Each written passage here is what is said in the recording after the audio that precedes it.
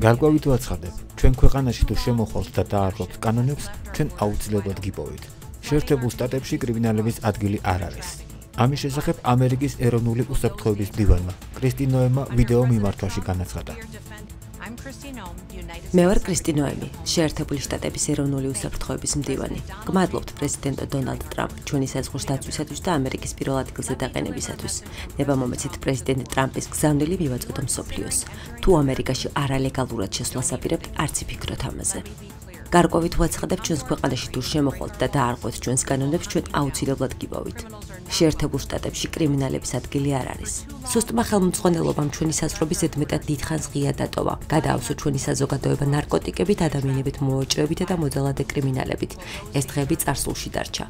პრეზიდენტ ტრამპის ხელმძღვანელობით ჩვენ ვიცავთ ამერიკულ ოჯახებს და აღვადგენთ მას უსაფრთხოებას. უკანონოდ შესვლას თუ ეცდებით, დაგიჯერენ, გაგიყვანენ და აღარასოდეს დაბრუნდებით. დაიცავით კანონი და იპოვით შესაძლებლობას. ძლიერი საზღვრები ნიშნავს უფრო ძლიერ ამერიკას. პრეზიდენტი ტრამპი ამერიკას კვლავ უსაფრთხოს ხდის.